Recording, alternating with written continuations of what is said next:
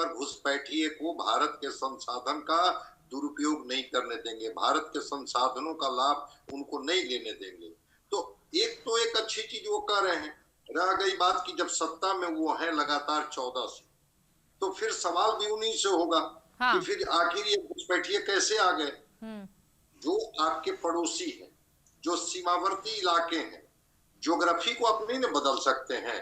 Geography पर आपका नियंत्रण नहीं है, लेकिन सुरक्षा और सुरक्षा के जो मानक हैं उस पर आपके नियंत्रण है।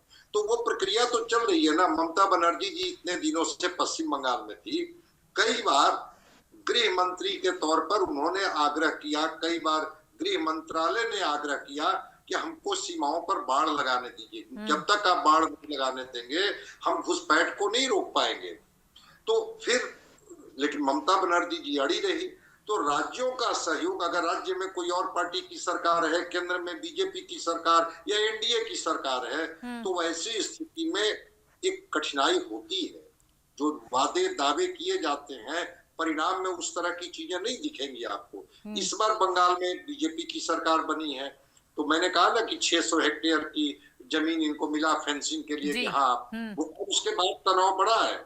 उसके बाद स्थिति है कि बांग्लादेशी घुसपैठिए को अब लग रहा है कि अब तो ये रास्ता ही ब्लॉक कर दिया गया और वहां पर तो अब बाढ़ लगा दिए जाएंगे। वहीं पर 121 हेक्टेयर की जमीन सिलीगुड़ी, जिसको हम लोग चिकन नेक कहते हैं, वहां से लेकर के अंडरग्राउंड टनल तक की बात की जा रही है। तो स्थिति ये है कि इसमें राजनीतिक ध्रुवीकरण का लाभ किनको मिलेगा किनको नहीं मिलेगा, इससे ज्यादा इंपॉर्टेंट है देश की सुरक्षा, सीमा प्रबंधन और घुसपैठ के मुद्दे को प्रायोरिटी के तौर पर लेकर के अपने साधन संसाधनों को बचाना। आसाम के बारे में गृह मंत्री ही तो कह रहे हैं कि हाँ, हम वहां घुसपैठ रोकने में सफल हुए हैं। हम जब इधर देख रहे हैं तो हम इन्फिल्ट्रेटर को असम में नहीं आने दिए हैं। उसी तरह से हर राज्य में जहां भी वहां के अलग अलग कालखंडों में इन्फिल्ट्रेटर आए और किसी भी तरह से वहां का आइडेंटिटी बनवाने में वो सफल हो गए और उस आइडेंटिटी कार्ड के आधार पर अब यहाँ के संसाधनों पर कब्जा करने बैठे हुए हैं, फिर हम उनको डिटेक्ट करेंगे और डिटेक्ट करके उनको डिटेन कराएंगे होल्डिंग ये सेंटर में और फिर उनको हम डिपोर्ट करेंगे। तो ये होम मंत्री के तौर पर, गृह मंत्री के तौर पर, होम मिनिस्टर के तौर पर अगर अमित शाह जी के इस तरह के बयान आ रहे हैं और बार बार दौरा, वो जो सीमावर्ती इलाके हैं वहां जाना और वहां जाकर के एक मैसेज देना, इससे बॉर्डर सिक्योरिटी फोर्स का भी कॉन्फिडेंस बढ़ा है, वहां के स्थानीय लोगों का भी कॉन्फिडेंस बढ़ा है। बिल्कुल सर, देखिए बतौर गृह मंत्री, हाँ बिल्कुल सर, आप बिल्कुल ठीक कह रहे हैं। देखिए कॉन्फिडेंस बढ़ाने की बेहद इसमें आवश्यकता हो जाती है और जो आसपास के लोग हैं उन्हें भी लगता है कि चलिए सरकार इस बाबत अपना जो पक्ष है वो साफ कर रही है और जो वादे किए गए थे, जो दावे किए गए थे, वो जमीनी स्तर पर यहाँ पर होता नजर आ रहा है। मैं लौटूंगी सर आपके पास। राहुल लाल सर, आपके पास मैं रुक करना चाहूंगी। देखिए यहाँ पर सरकार ने इसे साफ कहा है कि टेरिटोरियल डिफेंस के तहत हमारी कार्रवाई जारी है। जमीन की खरीद फरोख्त, लेन देन और जो भी वित्तीय अनियमितता हमें देखेगी हम धर दबोचेंगे। अब ऐसे में डिटेक्ट, डिलीट, डिपोर्ट की जो नीति है कितना कारगर आपको लगती है? क्योंकि देखिए मैंने संजय सर से भी यही सवाल किया था कि आखिर कितना वक्त लग सकता है, क्योंकि एक आंकड़ा तो तैयार है, ठीक है, सरकार कह रही है हमारे पास आंकड़े हैं और हम जल्द ही यहाँ पर सेंटर्स पर भेज चुके हैं और अब बाहर निकालने की प्रक्रिया शुरू हो जाएगी। क्या लगता है सर पूरा मिला करके, क्या लगता है कितना समय लग सकता है? यही सवाल मेरा आपसे होगा। सृष्टि जी देखिए, इस संदर्भ में हम लोग को देखना पड़ेगा कि अगर बांग्लादेश, पश्चिम बंगाल के अतिरिक्त अवैध घुसपैठियों का मामला सबसे ज्यादा गर्म कहीं रहा है तो वो असम में रहा है सृष्टि जी। हाँ बिल्कुल। और असम में हम लोग देख रहे हैं कि जो डबल इंजन की सरकार है वो 2016 से है वहां पे। और इस बार भी जो है कि चुनाव प्रचार में हम लोगों ने देखा कि माननीय गृह मंत्री अमित शाह जी को ये कहते हुए कि, और वहां के मुख्यमंत्री को भी कहते हुए देखा हम लोगों ने कि असम में आप फिर से हमें चुन के भेज दीजिए, बिल्कुल घुसपैठियों को हम लोग भेज देंगे।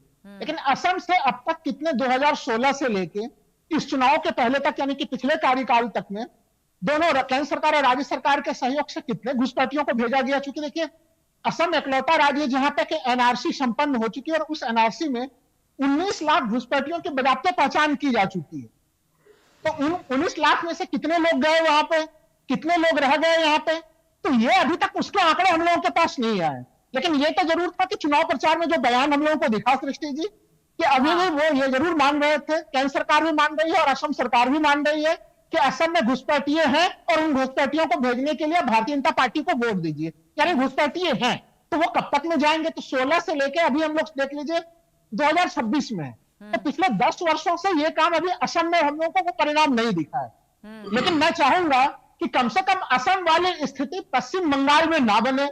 पश्चिम बंगाल में कम से कम सरकार जो है कि बिल्कुल डंके के चोट पर दिखाए इस पूरे प्रकरण को। चूंकि देखिए ये आरोप प्रत्यारोप क्यों लगते हैं? ये मामला बिल्कुल सही है कि जो हमारी सरहद है, जो घुसपैठी है, देश के निवासी है, नागरिक है, ये कुछ ऐसे मामले हैं जिसमें बिल्कुल क्लियरिटी होनी चाहिए, बिल्कुल पारदर्शिता की स्थिति बनी हुई होनी चाहिए। लेकिन हम लोगों ने अब तक ये देखा है कि जब चुनाव आते हैं तो चुनाव के समय में ये मुद्दे बनते हैं, फिर जैसे ही अगले विधानसभा के किसी और जगह का नंबर आता है तब तक में फिर ये मुद्दे गौन हो जाते हैं। आपको याद होगा कि जब उत्तराखंड के विधानसभा के चुनाव हो रहे थे तब वहां पे ये मामला गर्म हुए, फिर ठंडा पड़ गया। उत्तर प्रदेश में जब विधानसभा के 2022 में चुनाव हो रहे थे तब ये मामले गर्म हुए, फिर ठंडा पड़ गया। तो ये कम से कम वो स्थितियां ना बने, ये केवल चुनावी मामला ना बने, हम लोगों को वास्तव में एक संख्या, बड़ी भारी भरकम संख्या दिखे। क्योंकि देखिए अब केंद्र सरकार और राज्य सरकार दोनों है, उनके पास संख्या है। तब लास्ट में मैं तो यही चीज सुनना चाहूंगा कि वो एक बड़ी संख्या सुनने का मौका मिले और बांग्लादेश जो कि जिसको भारत इतना ज्यादा सहयोग करता है, उस तारिक रहमान सरकार के ऊपर हम लोगों का दबाव भी बना हुआ होना चाहिए कि वहां पे कोई भारत विरोधी गतिविधियां किसी रूप में, जिस प्रकार से हम लोग देख रहे हैं कि वहां पे पाकिस्तान एक्टिव है, वहां पे पाकिस्तानी जो कट्टरपंथी तत्व है वो एक्टिव है, कम से कम वो भारत विरोधी किसी तत्व को अपने जमीन को यूज करने ना दे। ये दबाव भी भारत सरकार को बनाना पड़ेगा सृष्टि जी। बिल्कुल, देखिए आपने बिल्कुल ठीक फरमाया कि दबाव बनाना चाहिए। आप देखिए जब हिंदुओं की हत्या बांग्लादेश में हो रही थी उस बीच भी आम जनता का यही मैसेज था तो कि सरकार को, गवर्नमेंट को ये देना कि दबाव क्यों नहीं बनाया जा रहा है। ये तमाम सवाल पूछे गए हैं और इस पर एक जवाब मैं ले लेती हूँ संजय सर से, फिर मैं लौटूंगी। सूफी साहब आप इंतजार कीजिए, बस आ रही हूँ कुछ मिनटों में। राहुल, संजय सर आपसे मैं पूछना चाहूंगी, देखिए दबाव की बात राहुल जी भी कह रहे हैं कि दबाव बनाने की सरकार को जरूरत है, लेकिन क्या आपको नहीं लगता कि इंटरनेशनल मुद्दों पर सरकार को सोच समझकर कदम रखना पड़ता है? यही वजह है कि हमने फिलहाल दबाव नहीं देखा है। एक कमेंट आपसे, फिर सूफी जी की बारी है। नहीं, दबाव तो बनाया ही जाएगा, और नहीं क्यों दबाव बनाया जाएगा। और शायद कोई बैठक होने वाली है। कब तक दबाव बनाने की स्थितियां लग रही हैं आपको? मैं आपको बता रहा हूँ, कोई बैठक होने वाली है भारत और बांग्लादेश का दिल्ली में। वहाँ के दोनों के जो डीजीपी हैं उसके लेवल के अधिकारियों की कोई बैठक होने वाली है। हाँ। जिसमें इस मुद्दे को प्रमुखता से रखा जाएगा कि आप इस तरह से, और केवल घुसपैठ बांग्लादेश का ही नहीं होता है, म्यांमार से भी होता है और दूसरे देशों से होता है, और अलग अलग रास्तों का इस्तेमाल किया जाता है। केवल वही बॉर्डर नहीं है जहां से घुसपैठ होता है, और दूसरे भी रास्ते हैं। हाँ, सबसे अधिक घुसपैठ वहां से होते हैं। तो तारिक रहमान पर दबाव इसलिए बनाने, और बिल्कुल आपने जो एक बात कही, बड़ी अच्छी बात कही, हर राज्य को टेरिटोरियल डिफेंस का हर देश को अधिकार है। बिल्कुल, भारत भी अपनी सीमा की सुरक्षा करेगा, हमारे पड़ोसी मुल्क हैं वो भी अपनी सीमा की सुरक्षा करें। हाँ। लेकिन अपने देश के लोगों को हमारे देश में भेज दें, ये कौन सा ये है? तो भारत मजबूती के साथ उनको मैसेज कर रहा है, लेकिन पहले आप सुरक्षित तो हो जाए। आपको लगता है भारत जो देश हमारा है हमेशा ही दयावान रहा है सर? यही तो प्रॉब्लम हो जाती है। किस बात की दयावानी? जब आपके पास साधन सीमित है, संसाधन सीमित है, निकाल कर बाहर फेंकिए तमाम घुसपैठियों को। इतने साल से क्यों झेला जा रहा है? 32 करोड़ का देश अमेरिका, हाँ। ऐसे जहाजों में भर भर के लोगों को डिपोर्ट कर दिया। अमेरिका तो विश्व का सबसे बड़ा पूंजी का देश है, जो दयावान नहीं होता है। तो इसमें दयावान बनने की क्या जरूरत है? दयावान तो भारत बना ना, जिसने कहा कि आप आइए हमारे देश में, आपको हम नागरिकता देंगे, या जो लोग इतने दिनों से हमारे देश में रह रहे हैं उनको हम नागरिकता प्रदान करेंगे। जब उनके पास विश्व का कोई देश नहीं है रहने के लिए, तो भारत उनको जगह देगा। वसुधैव कुटुंबकम की बात हम लोग करते हैं, लेकिन आप चुपचाप घुस गए और घुस करके यहाँ का नागरिकता ले लिए, यहाँ का सर्टिफिकेट बना लिए, और यहाँ के संसाधनों पर उस चूहे की तरह कुतर कुतर के खा रहे हैं। भारत इसको कैसे बर्दाश्त करेगा? और इसीलिए मैंने कहा कि ये सीमा प्रबंधन और राष्ट्रीय सुरक्षा में चूक का मामला है। कालखंड जो रहा हो, जिनकी भी सरकार रही हो, उस सरकार में ये चूक हुई, जिसकी वजह से ये इन्फिल्ट्रेटर घुसते रहे और यहाँ के साधन संसाधन का लाभ उठाते रहे। कम से कम अमित शाह जी बोल तो रहे हैं, हम लोग इंतजार करेंगे कि कितना दिन में चीजों को एग्जीक्यूट करते हैं, जिससे वो सीमा जो है पहले सिल्त हो जाए नेपाल के साथ। बांग्लादेश के साथ, 2 देश तो ऐसे हैं जिसके साथ कोई बाढ़ नहीं है, बीच में सीमाएं बिल्कुल खुली हुई है। और अभी आपने बालेंद्र शाह को सुना होगा, जब पार्लियामेंट में सवाल उठाया गया तो उन्होंने कहा कि हाँ, हमने भी भारत की उस जमीन को कब्जा कर रखा है, ऐसा नहीं है कि भारत ने ही ये कर रखा है। उनकी ज्योग्राफी का जो तस्वीर आई मैप पर, उस तस्वीर को तो लेकर कितना भड़काऊ बयान उन्होंने दिया था, याद कीजिए, जो आप बात का जिक्र कर रहे हैं। हाँ, बिल्कुल दिया था, बिल्कुल दिया था।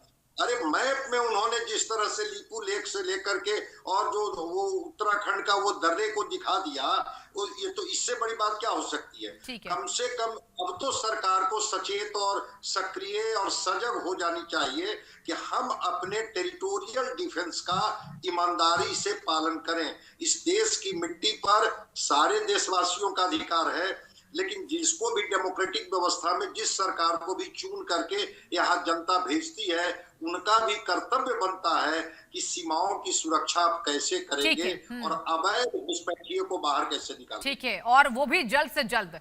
सूफी साहब, आपकी बारी आ चुकी है। मैं आपसे एक बहुत इंपॉर्टेंट सवाल पूछना चाहती हूँ। अगर घुसपैठियों को बाहर का रास्ता दिखाया जा रहा है तो देखिए, ये बट ऑब्वियस है कि कुछ लोग आएंगे, अपना रोना रोएंगे और कहेंगे सरकार पेट पर लात मार रही है। सूफी साहब, क्या उस वक्त आपके जैसे जो मौलाना हैं वो बाहर निकलेंगे इन तमाम लोगों को आंखें दिखाने पर और उन तमाम लोगों को समझाने पर, समुदाय के लोगों को समझाने पर कि जो हो रहा है वो भारत की आंतरिक सुरक्षा का मसला है? आपसे क्या अपेक्षा की जाए मौलाना साहब? सृष्टि मैम, सबसे सुंदर, सबसे उच्चतम और सबसे प्यारा जवाब मैं दे रहा हूं जी। बहुत ध्यान से सुनिएगा जी। क्योंकि अब मेरी अजान और नमाज का टाइम हो रहा है, इसलिए मैं सिर्फ 5 मिनट आपसे लूंगा, उसके बाद मैं आपसे इजाजत ले लूंगा। सबसे जो आपका सवाल है, हमारे बयान से, हमारी बातों से आपको अंदाजा हो जाएगा कि हम लोग कौन है, क्या चाहते हैं इस मुल्क के लिए। Please continue. सरहद की हिफाजत भी है जरूरी, सरहद की हिफाजत भी जरूरी, इंसाफ की रिवायत भी जरूरी। सरहद की हिफाजत भी जरूरी, इंसाफ की रिवायत भी जरूरी। मुल्क तभी मजबूत होगा जब सुरक्षा के साथ मोहब्बत भी जरूरी। भारत की ताकत सृष्टि मैम जी, उसकी सेना भी है, लेकिन सुरक्षा के साथ मोहब्बत तो देखने को नहीं मिलती है ना, तभी तो आपसे सवाल पूछे जा रहे हैं। एकता भी है। हाँ, मैं बोल रहा हूँ कुछ। भारत की ताकत, उसकी सेना भी है, उसका संविधान भी है और उसकी सामाजिक एकता भी है। इसलिए हमें ऐसा भारत बनाना है जहां सीमा भी सुरक्षित हो, नागरिक भी सुरक्षित हो और देश की एकता, अखंडता और भाईचारा भी मजबूत हो। तो एकता सुनिश्चित करने के लिए ही सरकार ये तमाम फैसले ले रही है, ताकि एकता जो है वो सुनिश्चित हो सके देश की। देखिए मैं यहाँ पे एक बात बताना चाहता हूँ। हाँ, अभी आपने बहुत देर तक बातें किया है, मैंने राजनीति से हटके सारी बातें की है। आपने नोट किया मैंने होगा। आपकी बातों का स्वागत किया सूफी साहब, आपने सुना होगा। जी मैम जी। देखिए क्या है कि इस तरह का, देखिए सरहद जो है, सरहद की हिफाजत सिर्फ चुनाव के समय या चुनाव जीतने के बाद नहीं है। ये पार्टियां हमें उल्लू बनाती है, बेवकूफ बनाती है, हम भारतीयों को चूना लगाती है, चूना, बुरी तरह से चूना लगाती है। सरहद की हिफाजत की जिम्मेदारी किसी पार्टी की नहीं बल्कि सरकार की, भारतीय सेना की और 140 करोड़ भारतीयों की है। ये चूना लगाना पार्टियां बात समझनी पड़ेगी। आपने बहुत अच्छी बात कही है, स्वागत योग्य बात ये कही है कि केवल चुनाव के वक्त ऐसी खबरें नहीं आनी चाहिए कि सरहद की सुरक्षा होनी चाहिए, लेकिन तमाम खबरें ऐसी आ जाती है सूफी साहब कि सरकार को ये फैसले लेने पड़ते हैं, मौका ही ना मिले ना, सरकार को मौका ना मिले ऐसी बातें करने का देश के अंदर। लेकिन अब क्या कीजिएगा सूफी साहब, मौका दे देते हैं कुछ लोग। नहीं, सरकार ही तो ऐसा करती है मैम, सरकार के पास पावर है। अच्छा, मैं तो अभी पिछले इंडिया न्यूज में तो यही कहा था कि भाई मन की बात करने के लिए तो आप आ जाते हो, कभी नोटबंदी, कभी फलाना बंदी, तो भैया आप क्यों नहीं सरहद बंदी कर देते हो? और आपको क्या दिक्कत होती है? आपके पास पावर नहीं है, आप एक तरफ विश्व गुरु कहलाते हो, आप एक तरफ सुपर पावर कहलाते हो, सब भाई साहब ये चूना लगाना बंद कीजिए। हम भारतीय जो है किसी की नजर में कॉकरोच बन चुके हैं और किसी की नजर में क्या बन चुके हैं। भाई हमें कुछ नहीं बनना, हम कल भी भारतीय थे, आज भी भारतीय हैं और मरते दम तक भारतीय ही रहेंगे। इसलिए कि सारे जहां से अच्छा हिंदुस्तान हमारा, हम बुलबुले हैं इसकी, ये गुलसिता हमारा। कोई समझौता नहीं होगा मैम, कोई समझौता नहीं ही होना चाहिए। लेकिन वही मेरा आपसे, ठीक है आप देखिए, आपने कहा कि आपको जाना है, लेकिन एक सवाल का जवाब देते जाइए कि अगर कुछ अनहोनी होगी, कुछ लोग अगर इसके विरोध में आएंगे, तो क्या आपके जैसे लोग हैं जो भारत की एकता अखंडता बनाए रखना चाहते हैं, खुलकर सड़कों पर आएंगे और इन जैसे लोगों के मुंह पर तमाचा मारेंगे? सूफी साहब, ये आंसर जवाब देते जाइएगा। मैम हम लोग तो क्या दाढ़ी टोपी वाले, कुर्ता पजामा वाले शुरू से ही खुल के ही सब कुछ करते हैं मैम। छुपे धाड़ी कोई काम ही नहीं करते हैं, जो करना है सब खुल के करते हैं। हमारा तो कहना ये कि गोली ना बंदूक ना बम देखते हैं। ठीक है, ठीक है, ठीक ना है। गोली ना बंदूक ना बम देखते हैं, भारत के दीवाने दम देखते हैं। देखिए आपकी कविताएं बहुत अच्छी है, लाइन्स आपकी बहुत अच्छी सूफी साहब। आपने जो भी इस डिबेट में अपने तथ्य रखे हैं स्वागत योग्य है, लेकिन वही देखने वाली बात हो जाती है, विरोध भी हो रहा है, विरोध भी हो रहा है। कुछ जो अराजक तत्व है सरकार का विरोध कर रहे हैं और कह रहे हैं कि सरकार कर दिखाए, उसके बाद हम जिस तरीके से हंगामा करते हैं। वही तो मैंने आपसे सवाल पूछा था। चलिए ठीक है, आपके पास लौटूंगी। सीताराम जी आपका रुख में करना चाहूंगी। हर जगह पे इस तरह के लोग मिलेंगे, हमें उसका डटकर जवाब देना। ठीक है, ठीक है, ठीक है, चलिए इंतजार कीजिए। सीताराम जी आपका मैं रुख करना चाहती हूँ। सीताराम जी देखिए, सरकार ने तैयारी कर ली है, सूफी साहब खुद कह रहे हैं कि इनके जैसे जो लोग हैं वो सड़कों पर निकलेंगे अराजक तत्वों को संभालने के लिए। क्या कहेंगे, क्या टिप्पणी रहेगी आपकी आज? अभी तक आपके एक भी प्रश्नों को उन्होंने साफ जवाब नहीं दिया, स्पष्ट रूप से जवाब नहीं दिया कि अपने वो युवाओं को, अपने समाज को किस तरह से, उन्हीं के समाज, उन्हीं के वर्ग लोग आकर के चिल्लाएंगे। कह रहे कि आएंगे बाहर, कहा है उन्होंने, लेकिन एक भी उन्होंने स्पष्टता नहीं किया। इस प्रकार की कार्रवाई सरकार करती है तो सरकार के साथ हम कदमों से कदमों और कंधों से कंधों मिला के चलने का काम करेंगे, अपने समाज को संभालने का काम करेंगे। सरकार अच्छी काम करे, एक घुसपैठियों को बाहर का रास्ता दिखाए, इसके लिए मैं सरकार के साथ खड़ा हूं। इस प्रकार का उनका जो है स्पष्टता नहीं आई, सिर्फ शायरी दे करके अपने वक्तव्य से जो है लुभाना चाह रहे हैं। जनता लुभाने वाला नहीं, जनता स्पष्टता चाहती है। आपके जैसे इस्लामिक धर्म गुरुओं की स्पष्टता होनी चाहिए।